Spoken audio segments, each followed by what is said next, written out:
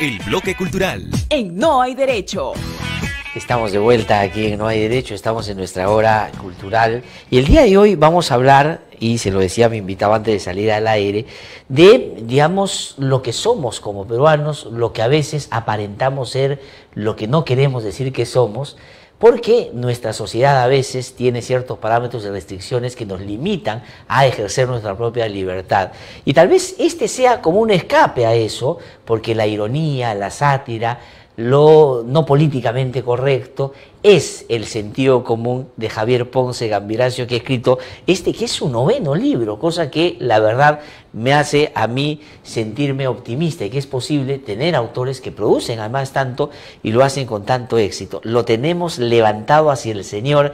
Es el 9º libro de Javier, que ha tenido la gentileza de venir esta mañana para hablar del libro, pero para aproximarnos un poquito más a su producción, que ha sido muy nutrida en los últimos años. Javier, qué gusto saludarte. Hola, ¿cómo estás? Buenos días. Muchas gracias por venir. No, gracias a ti por la invitación. No, mira, yo estaba, ya te lo decía antes de salir al aire, digamos, de esas sorpresas positivas que uno encuentra. Yo voy a empezar, a raíz de este libro que he empezado a leer, a aproximarme a tus otras producciones previas. Pero quisiera comenzar por eso. Una de las cosas que uno suele hacer para conocer a los autores es revisar sus libros y ver un poquito la descripción que hacen sobre sí mismos, lo que han hecho hasta ahora. Pero si uno lee en tu libro eso, dice, ¿con qué voy a conversar? A ver, es un pata bacán que viene a hablar a nosotros y lo hace con libertad. Javier Ponce Gambiracio, 1977, escribe y hace películas en un país donde su vida privada lo define públicamente. Tiene una nariz que no corresponde con su cara y una cara que no va con su nariz. En esta película actúa sin ser actor, pero eso no interesa. En la vida real tampoco las personas más preparadas interpretan los papeles más importantes. Generalmente sucede al revés. Esa es la descripción. Esto tiene que ver obviamente con un rodaje, con una película, pero quisiera, Javier, hablar sobre lo que has hecho hasta ahora. Este es tu 9º libro. Ese es el 9º libro, pero además hay algunos documentales. Sí, por eso. Tu producción, digamos, primero vamos por tu producción narrativa, literaria. 9 libros que has publicado entre Lima, Madrid y Nueva York. Nueva York, sí. ¿Por qué ese tránsito? ¿Has vivido en España unos años? Primero, bueno, los primeros 3 los publiqué en Lima, con la editorial de Jaime Campodónico. Sí. Luego publiqué 2 en Madrid con Pretextos, que es una editorial muy prestigiosa. Muy importante, sí, es verdad. Y luego una con Sud, cuyo editor era Juan Bonilla. Una editorial nueva de Málaga, bien interesante, donde publiqué un libro que se llamaba El chico que diste por muerto. Y luego regresé a Lima y he publicado luego fue en Nueva York que publiqué un libro de cuentos y luego estos 2 últimos en Lima. Estos 2 últimos en Lima. Que es El cine malo es mejor, y que también se cuenta una película, pero por dentro. El cine malo es mejor es el anterior libro que tú has escrito. Ahora, si uno dice, esa es tu producción literaria, pero digamos, no solo tienes una vocación, sino un desarrollo también en el ámbito audiovisual, porque digamos, estás muy vinculado al cine y a los documentales, a lo audiovisual, para decirlo de manera más comprensiva, ¿no? En general el documental. El documental. Sí, yo ficción he hecho muy poco, he hecho unas cosas de ficción pequeñas, pero yo considero que en ficción audiovisual no soy tan bueno, entonces me quedé con el documental, ¿no? Para hablar para hablar de la realidad, digamos, utilizo el documental, y para chiflar de cerebro utilizo la narrativa. O sea, has encontrado una combinación perfecta para desarrollar, digamos, tus diferentes maneras de acercarte a determinadas realidades. Sí, digamos que en los documentales me pongo más serio, ¿no? Pero en la narrativa no. En la narrativa me lanzo un poco ahí a hacer lo que soy, ¿no? Pero ahora últimamente, en esos últimos 2 libros, me he incluido como personaje para burlarme de mí mismo y un poco también para burlarme de la autoficción, ¿no? Esta cosa de que hablas de uno mismo como si fueras importante. Y yo lo que hago es convertirme en un personaje disparatado y me doy con palo, ¿no? Y a partir de eso ya me adscribo el derecho de darle con palo a los demás también. Ahora, pero eso es particularmente interesante porque, digamos, los que buscan desarrollar ese tipo de literatura donde se involucran y se dan con palo para desde ridiculizar su propia existencia mirar a los otros con esos ojos, siempre tienen cierto cuidado y resguardo de algunas cositas que no quieren exponer del todo. Pero en tu caso, más bien, lo que pasa es que no te dejas guardado nada. No, y más me pongo peor de lo que soy, ¿no? O sea, y más disparatado de lo que soy. Y a los personajes les hago decir cosas que yo en la realidad no diría. Yo no estoy muy seguro de nada. Pero mis personajes sí, pues son unidireccionales, son fundamentalistas, son idiotas y dicen barbaridades que normalmente pues uno no podría decir. Ahora, pero debes haberte encontrado con alguna crítica o gente que ha leído tus libros, de decirte que muchas cosas que tú haces pública o que dices a través de tus personajes, involucrándote tú o no, o hablando a través de aquellos, que muchas veces sueltas cosas que a uno le gustaría decir, pero no dice. Exacto, por determinadas circunstancias o parámetros. En un país como el nuestro, que digamos se mueve bajo cánones conservadores, la verdad, bastante rígidos todavía. Eso se está rompiendo. Sí, cánones conservadores y también hay un neopuritanismo, ¿no? De que uno dice ciertas cosas y no es posible. Entonces hay también una cosa supuestamente positiva, pero es puritana, que se juzga mucho. Entonces hay comentarios que la gente no se atreve a decir para no ser tildada de racista, para no ser tildado de machista, de antianimalista. Entonces finalmente nos quedamos paralizados, no diciendo nada y chupando limón, ¿no? Claro. Para no ofender a nadie. Ahora, pero digamos es la manera, me parece, menos eficiente en términos de comunicación, de inclusive comunicar el mensaje que quieren comunicar, porque la realidad es una, o sea, nosotros tenemos ciertas maneras de vernos, de relacionarnos, pero hay quienes pueden pensar pues sustantivamente distintas sobre las mismas cosas. Y en esa diversidad es lo que está la riqueza de nuestra propia relación. Por supuesto. Además, mira, uno de los ejercicios de los cuales no he salido nunca, yo he sido una persona acosada y despreciada y todo lo negativo por ser homosexual durante toda la primera etapa de mi vida, ¿no? De 90 para atrás. Entonces, yo hago el ejercicio siempre de ponerme del lado del apestado de turno y a ver qué piensa y a ver cuál es su punto de vista. Entonces, siempre hay algo que rescatar. Y también, bueno, por mi formación profesional, que soy psicólogo. Ese es el otro asunto que es bien interesante en el caso de Javier, que tienes esa perspectiva también. Claro, y bien interesante. El otro un poco para ver, oye, cuál es realmente su motivación y qué cosa piensa. O sea, cuál es la arquitectura conceptual para sostener un asesinato, por ejemplo, ¿no? Que nos parece pues algo absolutamente aberrante y duro, y golpear a la mujer y la xenofobia y todas estas cosas que condenamos. Y en esa exploración, ¿qué cosa es lo que has encontrado como el perverso argumento para, entre comillas, justificar barbaridades de esa naturaleza? Lo terrible es que siempre hay un argumento aparentemente positivo. O sea, matas por Dios, matas por tu camiseta, matas por tu bandera, lo hago para salvar al país. O sea, una serie de cosas que aparentemente son positivas y que se las creen. O sea, hay una intención buena, mi autoestima, una gran cosa, ¿no? Me ha sacado la vuelta, entonces la mato porque hirió mi autoestima, me ha dejado mal ante los demás, la mirada del otro. O como este caso, que creo que expresa bastante bien ese razonamiento machista, que termina siendo una de las principales taras en un país como el nuestro, de quien asesinó a esta chica Avi Ágreda, que fue quemada en un bus, que le dice, yo la quería, yo le regalaba peluche, yo le regalaba flores, yo la amaba.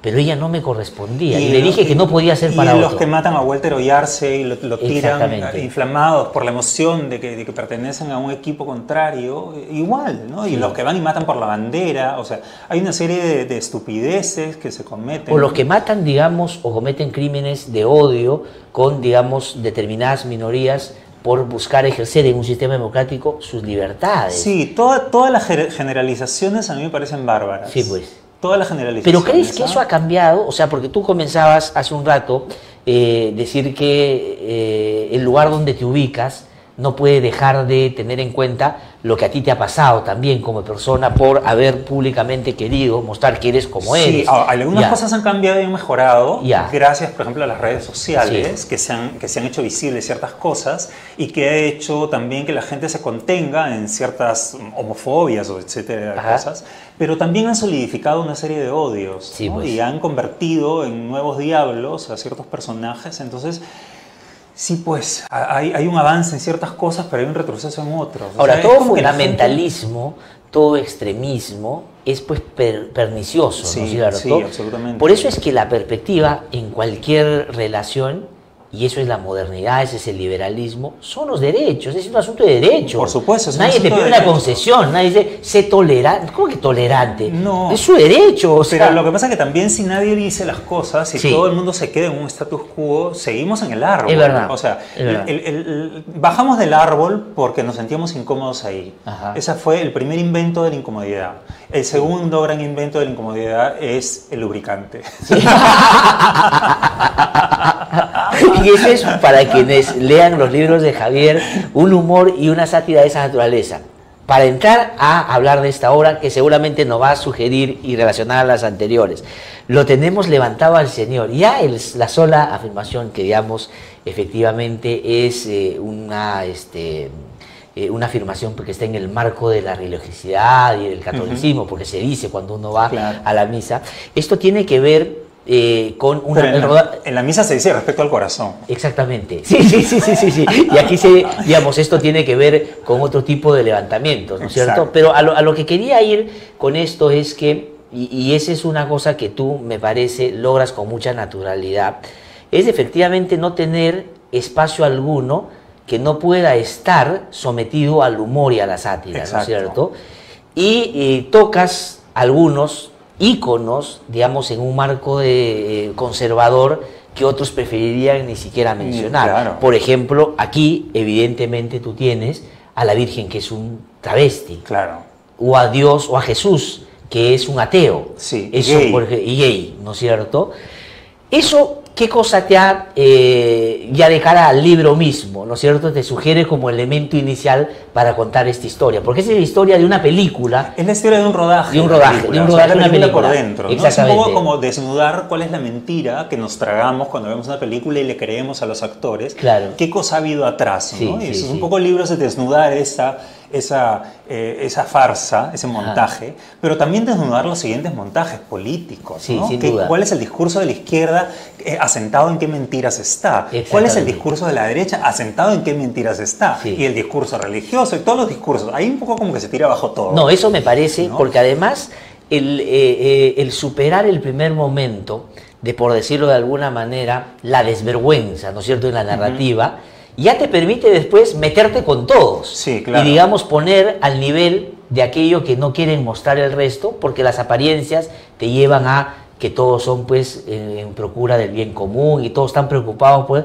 cuando detrás de eso hay en los comportamientos. Claro, y estos son los buenos y ahora estos son los malos. Cambia la época y ahora los malos son los buenos y los buenos son los malos. O sea, hay un poco esa desnudez, ¿no? Sí, ahora, pero además es un detrás de cámaras del rodaje de una película donde las condiciones en las cuales se rueda la película te imprimen determinadas, digamos, maneras de hacer las cosas donde no puedes repetir escenas, por lo tanto la realidad se tiene que mezclar con la ficción, y si se produce el error tiene que ser parte de la película, porque ya no puedes de alguna manera administrarlo de otra manera. Exacto, entonces hay una escena, por ejemplo, en la que está Javier Ponce interpretando a Jesús y va a curar a unos ciegos, ¿no? Sí. Entonces cura al primer ciego y el ciego lo mira y le dice, tú no eres Jesús, tú eres el maricón que escribió un libro.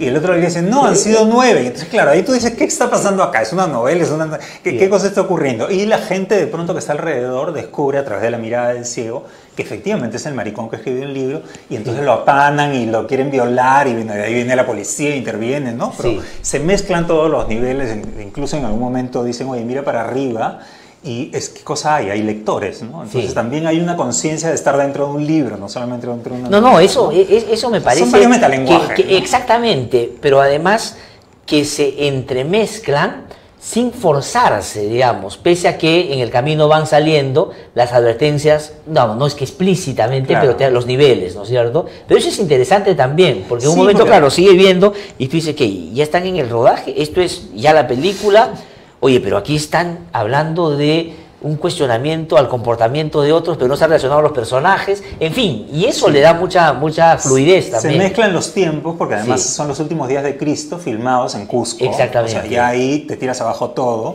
no se pueden repetir escenas, entonces todo tiene que salir un poco como en la vida, que no puedes repetir, no hay toma dos, ¿no? Tienes que integrar, metes la pata o algo sucede y tienes que seguir más adelante, ¿no? Sí. Y a partir de eso, bueno, ya comienza el disparate porque se comienza a deformar y deformar la historia cada vez peor, ¿no? Ajá. Y ahí efectivamente estos esos cuestionamientos, incluso desde la narradora, ¿no? La narradora es una travesti que se llama La Muñeca, que ella ha pasado por todas las ideologías, todas las sectas, eso es de lo más interesante. Ha sido parte de Sendero Luminoso, del Fujimorismo, ha sido un poco parte de todo, ¿no? Y al final está tan decepcionada de todo que se declara pues absurdista, ¿no? Claro, y a todos critica. O sea, todo le parece mal, todo le parece Ahora, yo creo que para quienes justamente quieren tener una mirada crítica, pero a la vez, digamos, despejada de cualquier, si tú quieres, desabrigada o desarropada, ¿no es cierto?, de alguna ideología, esto es lo que hay que leer porque te permite tener ingredientes y elementos que habitualmente no incorporamos en la reflexión, pero aquí están planteados pues desde los personajes mismos. De verdad que yo he empezado a leerlo y me ha dado mucho interés y curiosidad después ir a explorar los libros anteriores porque me ha llamado mucho la atención. Lo que pasa es que yo respeto lo que los personajes quieren decir también. No trato de imponerles nada, ni utilizo la ficción para sostener un punto de vista político. Es verdad, no, eso está clarísimo. Entonces, porque no hay, o sea, el punto de vista es, digamos, el abrir la puerta para que desde la libertad se puedan expresar muchas voces, ¿no es cierto?, sobre un entorno en particular. Es que eso me viene de mi deformación profesional como psicólogo. Yo como psicólogo no puedo juzgar al paciente. Entonces soy amoral, digamos. Claro. No tienes la libertad de decir lo que quieras, todo esto se queda aquí. Y entonces es el mismo trato que tengo con los personajes. Di lo que quieras. Yo no voy a intervenir ni voy a tratar de llevar las cosas para defender algo o atacar a alguien necesariamente, ¿no? Ahora, porque tú has estado, digamos, eres psicólogo clínico de profesión, estás dedicado, por supuesto, a la literatura, al cine, pero desde la psicología clínica no solo has llevado pacientes, sino has estado vinculado mucho a la docencia también. Sí, 18 años dicté clases. 18 años, ¿no es cierto? En Cayetano Heredia, ¿no es cierto? Entonces tienes también ese otro elemento que es bien interesante, que tiene que ver con la formación académica, que yo creo, claro, no es que se restrega y se plantea en el libro, pero me parece que le da a los discursos cierta relación entre ellos bien interesante también, ¿no? Yo creo que de la formación académica lo que me queda es, en mis clases yo siempre les decía a los alumnos, les voy a advertir que yo voy a decir cosas con las cuales ni siquiera estoy de acuerdo. Yo digo barbaridades con las cuales ni siquiera estoy de acuerdo, solamente para someterlas al ejercicio del pensamiento. Claro. Y al final de curso les decía, no me importa que ustedes hayan aprendido nada más que a pensar. ¿No? Entonces eso era lo que yo quería dejarles a los alumnos. No necesariamente que aprendan las estrategias metacognitivas del aprendizaje. No. Quédate con el ejercicio de someter a juicio y del ejercicio del pensamiento. Y como sociedad, Javier, ¿crees que estamos cada vez más camino a pensar un poquito más lo que somos, cómo nos relacionamos? ¿O crees que somos todavía, o hay un desdén todavía por la reflexión y el pensamiento? Como país, digo, ¿no? Creo que en momentos en el que estamos supuestamente cambiando la política, han habido cosas importantes. Yo creo que el pensamiento independiente es criticado. Si tú no opinas como opina el resto, como opina digamos que el mainstream del momento, eres tildado automáticamente de algo, ¿no? Entonces, yo creo que el pensamiento independiente todavía es mal visto, todavía es puesto de lado, todavía es sospechoso de, y haces una media crítica a alguien y ya te tildan directamente de lo contrario, ¿no? Entonces, y no podemos ser tan blanco y negro, porque nuestro sistema no es perfecto, nuestro presidente no es perfecto, nuestro sistema judicial no es perfecto, nuestros políticos no son perfectos, entonces criticarlos no te convierte en un anti-algo. Claro, ¿no? Y además son reflejo de lo que somos también. Claro, pero todavía somos una sociedad maniquea, ¿no? Pues. Los maniqueos que eran los buenos y los malos, y si no estás conmigo, estás contra mí, o sea, esa idiotez que se repite todavía. Y eso, digamos, en un escenario donde lamentablemente hay altos niveles de discriminación, de vejación, de persecución, de maltrato, es gravísimo, porque te puede llevar a justamente discursos y prácticas de odio. El problema es que si se rompe la ley, si se quiebra la ley con una persona que te parece antipática, aplaudes que se rompa la ley. Pero el problema es que una vez que se rompe el sistema judicial, luego se va a venir a romper contigo también. Entonces, no, es verdad. O sea, a mí me parece que son extremadamente peligrosos. Yo creo que justamente en esas cosas muchas veces lo que corresponde es nadar a contracorriente, porque lo que en un momento se aplaude, después justamente cuando te toca digamos, sientes que ha sido una injusticia. Exacto. Y entonces es muy peligroso aplaudir las injusticias solamente porque te cae bien quien comete la injusticia y te cae mal la persona a la cual en ese momento está siendo atacada. Porque luego, como decía el poema de Nimfheller, luego, después cuando vengan por ti, ¿quién va a protestar? Sí, eso es verdad. No, y por eso me parece que es de lo más interesante esto, porque nos plantea un tipo de relaciones, de discursos, de miradas, de lo más, en ese sentido, desprovistas de esa carga, ¿no es cierto?, de blanco y negro, sino con más naturalidad decir y hacer lo que uno yo creo que piensa y le estamos parece. todos cagados de la cabeza, todos somos con un montón de fallas, todos tenemos un montón de errores y prácticamente lo que hay que tomar esto con humor. Es un libro de humor, o sea, también es un libro que puede hacer pensar, pero básicamente se trata de humor, ¿no? Ahora, pero desde la perspectiva justamente cognitiva que tú hacías referencia y en el ámbito de tu desempeño también profesional como psicólogo, es una potente manera de comunicar la sátira, el humor, ¿no es cierto? Sí. Porque creo que eso es lo que finalmente a uno lo instala en reflexiones muy cotidianas. Las otras pueden ser pues, muy especulativas, elucubraciones sobre lo que queremos ser, pero esto te lleva a cosas que tú dices, sí, pero yo también, ¿no es cierto?, he estado sometido a una dinámica esa de, y yo no lo puedo decir porque si lo digo de repente me ven de tal o cual manera, ¿no? Sí, es una manera de hacer contrabando, ¿no? El pensamiento, porque claro, si me pongo a hacer una conferencia no me va a ver nadie, porque qué aburrimiento. No, eso me parece de lo más interesante. Pero si cojo una ficción, una cosa que da risa, entonces sí se puede utilizar un poco para someterlas al pensamiento, esas cosas que están en nuestra cotidianidad. No, yo creo que todo lo que sea una invitación a pensar